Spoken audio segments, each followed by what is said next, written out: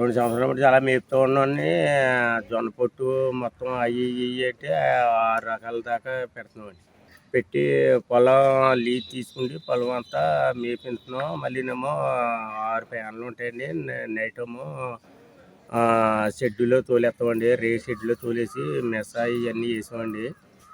ఇవన్నీ వేసిన తర్వాత మళ్ళీ పొద్దున్న మామూలుగా బయట తీసేసి ఆ ఎరువు అవి తుడిచేసండి ఒక పెంట కింద పోపు కింద వేస్తామండి. అవసరం అయితే ఎవరికైనా కావాలితే ఎవరికైనా ఇస్తామండి. లేకపోతేనేమో డబ్బులకో ఎంతో రూపాయల కింద ఇస్తామండి. అంత మటుకు జరుగుతూ ఉంటుంది. నాటుగొర్రెలు అండి మేము మేపివి.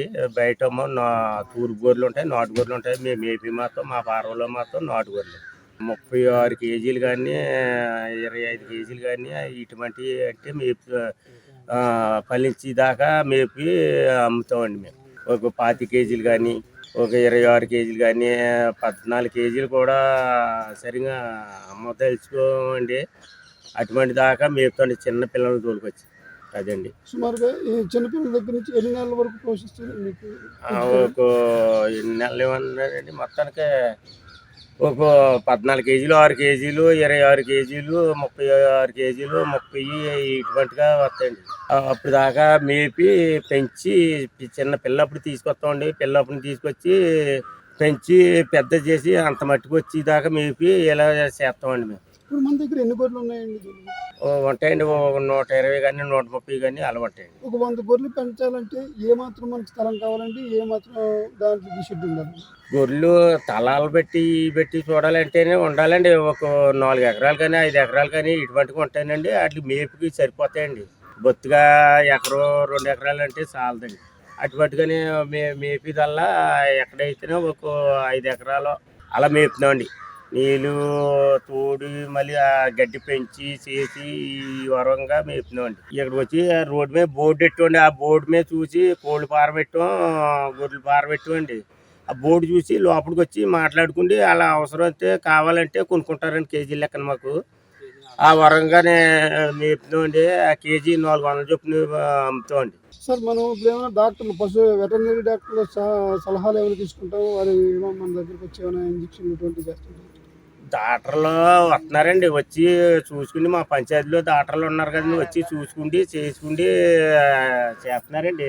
అదే రకంగా మేము వాళ్ళు పెట్టి మేము వెళ్తున్నాము, మమ్మల్ని బట్టి వాళ్ళు వెళ్తున్నారండి. సార్ ఈ నాటుకోళ్ళు కూడా పెట్టారు కదా, ఏమైంది సార్? నాటుకోళ్ళు ఏమన్నాయండి, నాటుకోళ్ళు ఇప్పుడు చెల్లిపోయినాయండి. ఎన్ని వేసారు సార్? కోళ్ళ ఉంటాయండి ఒక 300 కోడి ఉంటుంది. ఏమైంది? ఓరెల్స్ వచ్చేసి చెల్లిపోయినాయండి. ఇది సీజనల్ గా ఏదైనా జబ్బులు ఏమైనా వస్తుంటాయా గొర్రెలకి? దానికి సంబంధించి గొర్రెలకి జబ్బులు వానకాలనే వచ్చినాయండి. ఇప్పుడు అంటే రాదండి. ఎండాకాలం వానకాలం వచ్చినాయండి. వానకాలనే మేము కూడా నట్టపోయామండి. మా కంపెనీలో మొత్తం నట్టపోయండి వానకాలనే. ఇంకా పోతుంటే రూపాయి పాపాయి వచ్చినట్టు వచ్చి కొన్ని వాటినేమో పని చేయలేనేమో కొంత గోయి తీసి కప్పెట్టేస్తాం. ఇలా జరిగినాయండి. ఆ ప్రకారంగా జరిగినాయండి. సార్ దీనికి మొత్తం ఈ 100 గొర్రెలు పెంచాలంటే ఏమాత్రం ఆదాయం పెట్టుబడి ఏమాత్రం పెట్టుబడి ఉందండి. అది చెప్పండి. ఒక 5 ఎకరాల చేని మేత, ఒక 6 రకాలేమో జొన్న, మినపప్పు, నువ్వు పొట్టు ఇలాంటివన్నీ మేపుతున్నాం కదండి. ఆ విధంగా మేపుతున్నామండి. ఆ విధంగా పెంచుతున్నామండి. చిన్నపిల్లల్ని తీసుకొచ్చి పెద్ద అట్లు చేసి ఇలా కేజీ 400 చొప్పున అమ్ముతున్నామండి. ఈ పిల్లలకు సంబంధించి ఎంత తెచ్చుకుంటారండి? మేము అంటే సంతలకు వెళ్ళి తెస్తామండి. ఊళ్ళో అంటే గొర్రెలు గట్ట కొన్ని చేస్తూ ఉంటాయండి. పొద్దుట మార్నింగ్ 9 గంటలకు తీసుకొస్తామండి బయటికి. మధ్యాహ్నం 12 గంటలకు లోపల పెడతామండి. సాయంకాలం మళ్ళీ 2:30 ఆ ప్రాంతాన్ని బయటికి తీసుకొచ్చండి. మళ్ళీ సాయంత్రం 5:30కే దొడ్లో పెట్టి మినపొట్టు, తెలగపిండి మొత్తం 6 రకాలండి. 6 రకాలు వేసి కలిపి వీటికి సాయంకాలం పెడతామండి. మేతెట్టి తినేసిన తర్వాత లోపల పెట్టి కడేస్తామండి. అన్నీ శుభ్రం తుడిచి చేస్తామండి. తుడిసిన తర్వాత అప్పుడు తీసుకొచ్చి బయటికి వదులుతామండి. ఇందులో గ్రౌండ్లో మేపించి మళ్ళీ మధ్యాహ్నం 12 గంటలకి తోలుకెళ్ళి లోపల పెడతామండి. కొమ్ము పొడిసే పిల్ల ఆ టైం అప్పుడు తీసుకొస్తామండి. తీసుకొచ్చి మేపి మళ్ళీ అవి 25-30 కేజీలు అయ్యేది వరకు మేము మేపుతుంటాం అన్నమాట. ఆ కోళ్ళు ఉండేయండి, కోళ్ళు కూడా మేపేవాళ్ళు అండి. ఆ కోళ్ళు ఏం చేసాయంటే ఇదేదో వచ్చి వైర్లెస్ ఏదో వచ్చి శుభ్రంగా 300 కోడి అక్కడే ఎరగబడి చచ్చిపోయాయి. అన్నీ ఒక్కొక్క అరగంటలోనే చచ్చిపోయినాయండి చాలా. అప్పటికప్పుడే అండి చచ్చిపోయినాయి ఆ రోజు. మరి వీటికి ఏమన్నా ఈ నీరసాలు చేస్తుంటాయండి ఈ గొర్రెలకి? గొర్రెలకి ఇంజక్షన్లు అవి చేస్తామండి, మందు వేస్తున్నామండి. ఆ డాక్టర్లు ఎవరో ఇక్కడ పశువుల హాస్పిటల్ ఉంది కదండి, వాళ్ళు వచ్చి ఇంజక్షన్లు అవి చేసారండి ఒకసారి. మళ్ళీ మందు వేసారనమాట. కేజీ 400 చొప్పున అమ్ముతుంటారండి. గొర్రెలు మేకలు అనేటువంటివి చిన్న జీవాల కింద వస్తాయి. ఇవి ఎక్కువగా మనకి గొర్రెల పెంపకం ద్వారా యాజమాన్యులు ఎక్కువగా యాదవులు, తర్వాత మనకి ఒక ఒక కమ్యూనిటీ పరంగానే పెంచడం జరుగుతుంటుంది.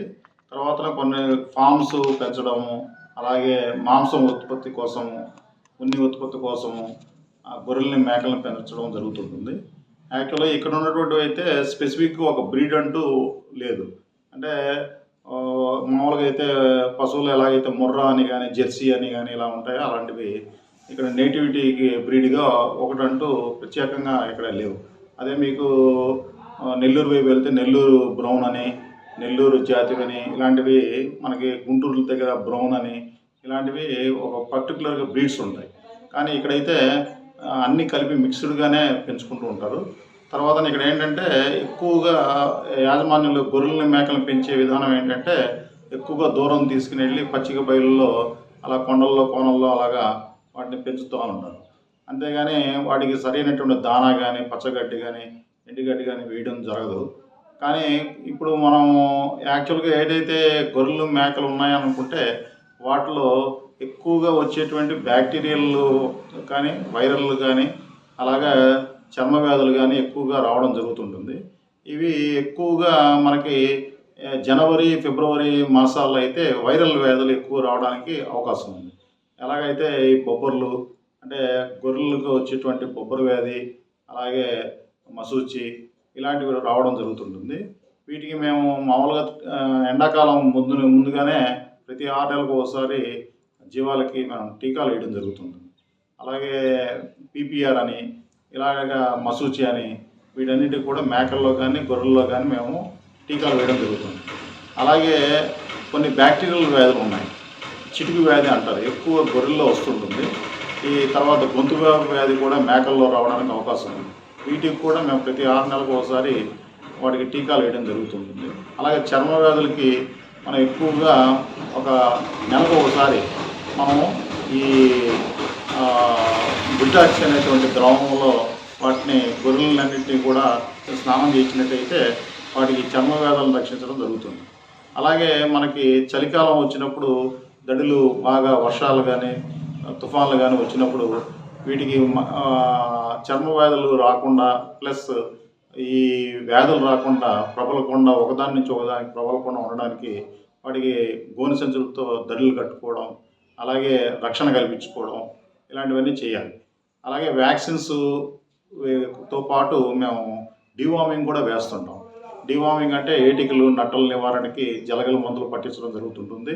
ప్రభుత్వం ఉచితంగా సంవత్సరానికి 2 సార్లు ఉచితంగా ఇస్తుంటుంది, ప్రతి 6 నెలలకు ఒకసారి. అలాగే ముందు మనం ఏదైతే ఏటికలు, నట్టల నివారణకు ముందుగా ఒకేసారి వాటికి ఏదైతే పేడ నమూనాలు తీసుకొని సేకరించి వాటిని పరీక్షించి ఏ మందు అయితే వీటికి ప్రభావంగా ఉంటుందో ఆ ప్రభావం మందుని వాటికి ఇవ్వడం జరుగుతుంది.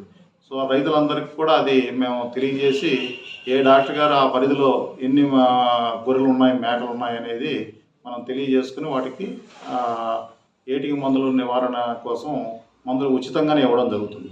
అలాగే ఏదైతే టీకాలు ఉన్నాయో అన్నీ కూడా ఫ్రీగానే ఇవ్వడం జరుగుతుంటుంది. అలాగే మీకు ప్రతి 6 నెలలకు ఒకసారి ఈ గొర్రెలు చూడి కట్టడం, మళ్ళీ ఈనడం జరుగుతూ ఉంటుంది. ఒక్కొక్క గొర్రె కానీ మేక కానీ, ఒక మేకల్లో ఎక్కువగా మీకు 2 నుంచి 3, 4 కూడా పిల్లలు పుట్టడం జరుగుతుంటుంది. అరుదుగా మనకి 5, 6 పిల్లలు కూడా పుట్టడం మనం పేపర్లో వాటిలో చూస్తుంటాం. సో అవి అరుదుగా జరుగుతుంటాయి.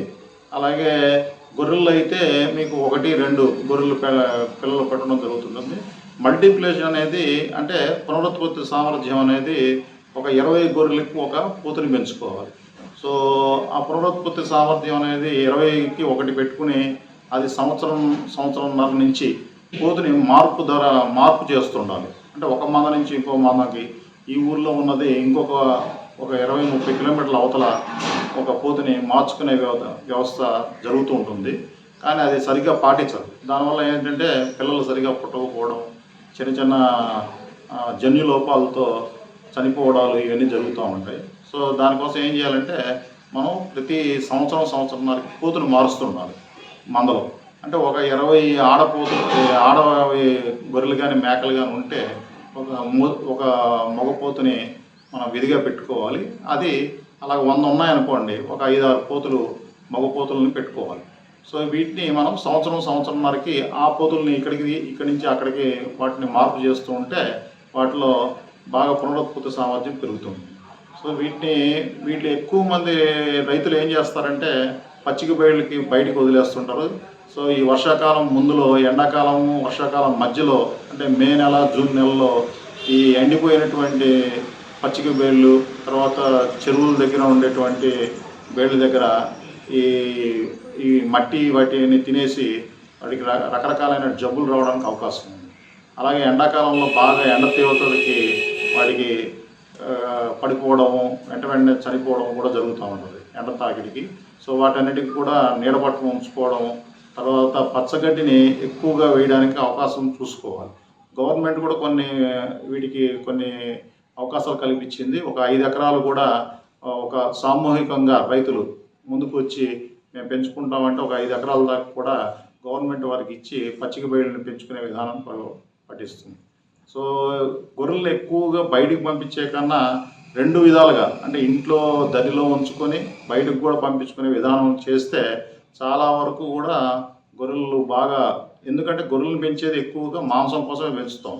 సో 3 నెలల నుంచి 4 నెలలకు వచ్చేసరికి అవి మీకు 10 కేజీల లోపలే ఉంటాయి. అలాగే 6 నెలలు, 7 నెలలు, 8 నెలల దగ్గరకు వచ్చేసరికి మీకు దగ్గర 20 నుంచి 25 కేజీల దాకా తోగడానికి అవకాశం ఉంది. ఈ రోజులో మీకు మాంసం గొర్రెల్లో కానీ మేకల్లో కానీ 900 రూపాయల నుంచి 1200 రూపాయల కేజీ ఎక్స్పోర్ట్ క్వాలిటీ వైజ్గా పెంచడం జరుగుతుంది. అలాగే కొంతమంది గొర్రెలు మేకల్ని కొన్ని ఏరియాల్లో ఉన్ని బట్టల కోసం, తర్వాత వాటిని చర్మాన్ని కూడా వాల్యూ ఉంది. సో వీటన్నిటిని అభివృద్ధి చేసుకొని మందుల వేజ్గా అయితే గవర్నమెంట్ ప్రతి వెటర్నరీ డిస్పెన్సరీకి, అలాగే ఇప్పుడు గ్రామంలో రైతు భరోసా కేంద్రాలు ఉన్నాయి. ఆ రైతు భరోసా కేంద్రాల ద్వారా వాటికి ఏటికి పావులు, తర్వాత వాటికి వ్యాక్సిన్ వేయడం, రెగ్యులర్గా సంవత్సరానికి 2 సార్లు వ్యాక్సిన్ వేయడం, అలాగే వైరల్ వ్యాధులకి, అలాగే డివార్మింగు, తర్వాతనేమో బ్యాక్టీరియల్ వ్యాధులకు కూడా వ్యాక్సిన్ ప్రతి సంవత్సరం వేయడం జరుగుతుంది.